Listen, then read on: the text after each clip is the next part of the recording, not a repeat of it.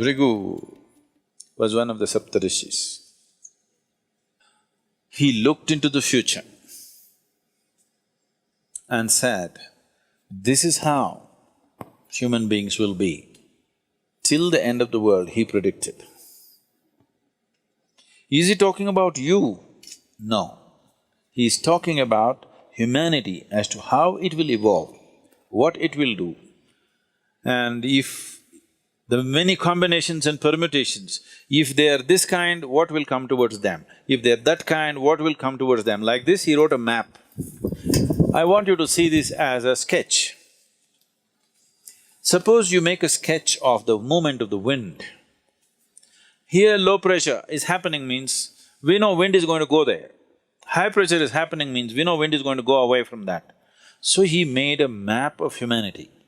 Human consciousness, if it's like this, he will move here, he will move into this kind of womb, he will attract these kind of things, this will happen, that will happen, like this elaborately he went into the whole thing. So Bhrigu Samhita this was called, this is a map of human consciousness till the end of this solar system.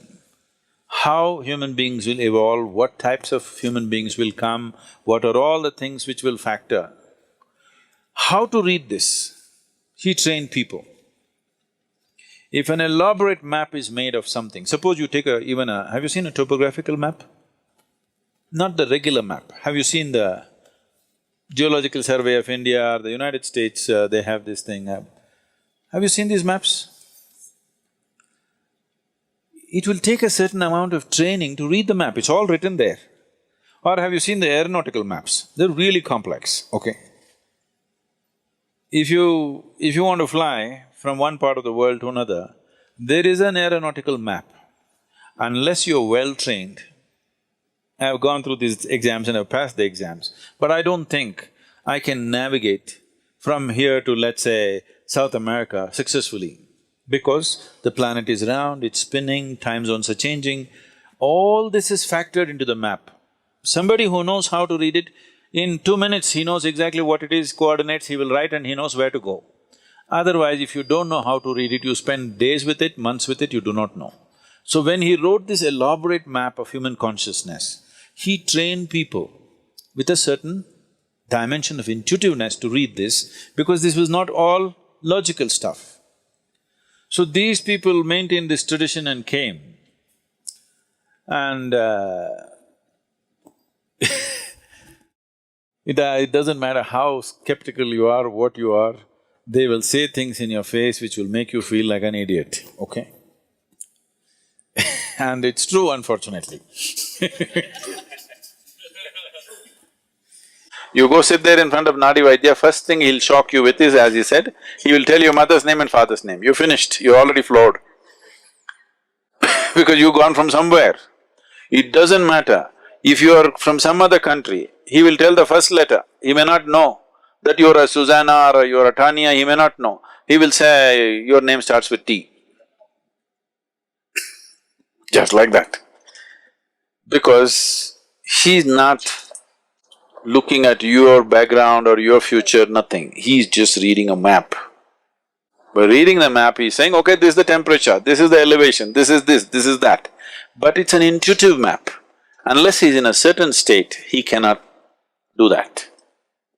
So always it should happen around the temple. Vaideshwaran temple is made for this purpose, and it generally happens around that. Now for commercial interest, they've moved everywhere. It may not be as effective, but there are some who are bang on. But if you're on the spiritual path, he will refuse to predict your future, if he's a genuine one, always. So if you go and if he tells your future, that means you're still not on.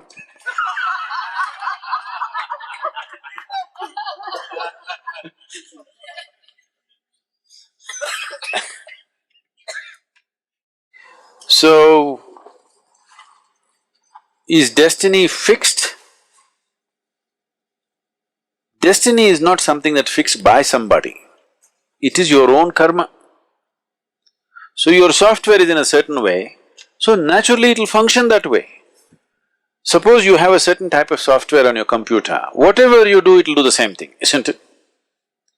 But can I smash the computer and stop it? I can.